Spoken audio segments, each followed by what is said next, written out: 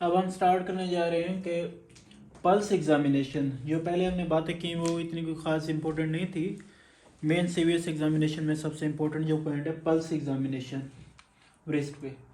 अब जब आप हाउस जॉब कर रहे होते हैं या किसी वार्ड में काम कर रहे होते हैं, अगर आपको कोई सीनियर कहे कि पल्स एग्जामिनेशन करे पेशेंट का, और आप पूरा 1 मिनट यहाँ पे हाथ रखें और उसके बाद बोलें कि pulse is 72 beat per minute, तो ये बहुत ही गलत होगा। बेसिकली पल्स एग्जामिनेशन में जो है वो 6 पैरामीटर्स होते हैं। उसमें rate, rhythm, volume, character, condition of the vessel wall and radio femoral delay, ये 6 चीज़ें होती हैं।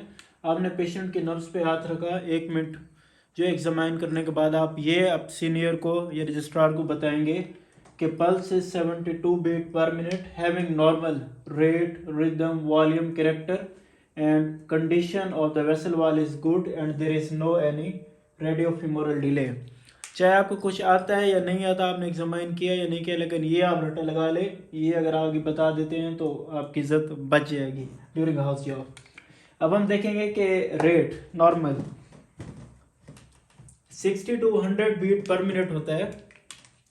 अगर 60 से नीचे जाएगा तो उसे हम कहते हैं ब्रेडिकार्डिया, 100 से ऊपर जाएगा तो उसे कहते हैं टैकीकार्डिया।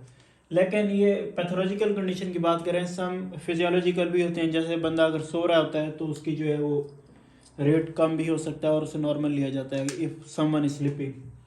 तो उसके बाद हम देख रहे हैं रिदम। रिदम जो है वो रेगुलर भी होती है और इरेगुलर भी होती है। रेगुलर देखें ये बिल्कुल नॉर्मल्स है, जैसे कि आप ये देख सकते हैं यहाँ पे। और उसके बाद अगर इरेगुलर रिदम में देखा जाए, डॉक्टर साहब can you come here to zoom little bit, thank you. Irregular rhythm में ये देखें कि आगे 2 टाइप्स हो जाती हैं, रेगुलरली इरेगुलर और इरेगुलरली इरेगुलर। ये समझना बहुत ही ज़्यादा इंपॉर्टेंट है और इसमें से क्वेश्चन भी आते हैं। रेगुलरली इरेगुलर रिदम से मुराद ये है कि जैसे कि आप देख रहे हैं कि 2 बीट्स नॉर्मल है, उसके बाद एक एबनॉर्मल बीट आ रही है। एबनॉर्मल बीट तो आ रही है लेकिन उसके आने का हमें कंफर्म है कि 2 नॉर्मल बीट आने के बाद एक एबनॉर्मल आएगी, ये ऐसे। और ये ज़्यादातर देखा जाता है हार्ट ब्लॉक में, 2nd डिग्री हार्ट ब्लॉक में। और जो इरेगुलरली इरेगुलर रिदम है, ये जो है बेसिकली फीचर है एट्रियल फिब्रिलेशन का। इरेगुलरली इरेगुलर रिदम का मतलब क्या है? इसका मतलब ये है कि इरेगुलर रिदम आ तो रही है लेकिन इसके आने का टाइम का हमें कोई पता नहीं। ये 2 नॉर्मल बीट्स के बाद भी आ सकती है, 3 नॉर्मल बीट्स के बाद भी आ सकती है, 1 नॉर्मल बीट के बाद भी आ सकती है, आएगी ज़रूर, लेकिन ये नहीं पता कि किस टाइम आएगी, चाहे 6 बीट के बाद आ जाए, चाहे 1 के बाद आ जाए। और ये फीचर है एट्रियल फिब्रिलेशन का। ये क्वेश्चन एनएलई एफसीपीएस ये एमबीबीएस के प्रॉब्स में लाजमी आना होता है, इसको आप रट्टा लगा लें। अब हम देखेंगे वॉल्यूम को। वॉल्यूम जो है वो पल्स वॉल्यूम में लो भी हो सकता है और हाई भी हो सकता है। लो उस कंडीशन में जो होगा जब पेशेंट को हार्ट फेलियर होगी या पेरिफेरल वास्कुलर डिजीज होगी।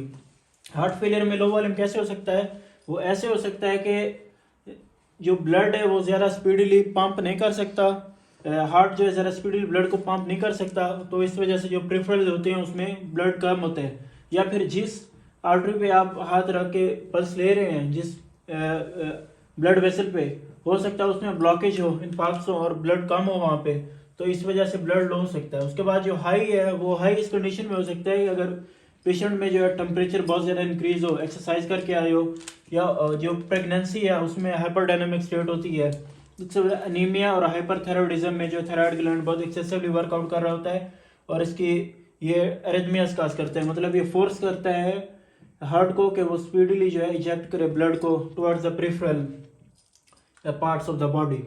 उसके बाद कैरेक्टर हम देखने जा रहे हैं पल्स के। तो कैरेक्टर जो है ये बहुत ज़्यादा इंपॉर्टेंट है और इसमें से 6-7 इसके कैरेक्टर हैं, अगर डिटेल से देखते हैं उनमें हर एक में से एक नया क्वेश्चन लाजमी ही आना होता है। कैरेक्टर ये कि नॉर्मल, ये आप देख रहे हैं पल्स ऐसी होती है। अब नॉर्मल में जो है वो पल्सेस प्लेचू या उसका दूसरा नाम है स्लो राइजिंग पल्स। नाम से जा रहा है कि स्लो राइजिंग पल्स जो है ये राइज करेगी स्लोली।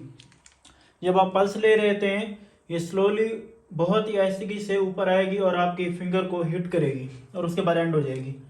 ये जो फीचर होता है ये होता है एओर्टिक स्टेनोसिस का। एओर्टिक स्टेनोसिस से मैं आपको बताता चलूँ कि ये स्टेनोज हो जाता है एओर्टिक वाल। एओर्टिक वाल ने बेसिकली लेफ्ट वेंट्रिकल से ऑक्सीजनेटेड ब्लड एओर्टा की तरफ भेजना होता है। लेफ्ट वेंट्रिकल से जो ब्लड जा रहा है एओर्टा की तरह, उनमें एक दरमियान में गेट होता है या वेल्व होता है, उसका नाम होता है एओर्टिक वाल्व। अगर एओर्टिक वाल्व में स्टेनोसिस आ जाए तो उसका ये फीचर है कि उसमें स्लो राइजिंग पल्स आ जाती है। उसके बाद दूसरा जो है एबनॉर्मल पल्स में ये है कि करेक्टर ये है कि कोलैप्सिंग पल्स, या इसका दूसरा नाम है वाटर हैमर पल्स। अब कोलैप्सिंग पल्स ये होता है कि जब आप पल्स ले रहे हैं ये बहुत ही स्लोली पल्स ऊपर आएगी, आने के बाद आपको फील भी हो जाएगी, लेकिन फील होते होते सम प्लेसेस पे यह जब मिस हो जाएगी। मतलब यहाँ पे एस्टिकी से ऊपर आ रही है पल्सेस प्लेचू में, आके आपके फिंगर को हिट करके फिर एंड होगी, यहाँ पे आएगी ऊपर राइज करेगी, हिट भी करेगी, लेकिन सम टाइम हिट करते करते ये मिस हो जाएगी, सम प्लेसेस में मिसिंग हो जाएगी। तो पल्स कोलैप्सेस सडनली, और ये फीचर रहता है एओर्टिक रीगर्जिटेशन का। ऊपर था एओर्टिक स्टेनोसिस का, यहाँ पे जो एओर्टिक रीगर्जिटेशन हो रही है।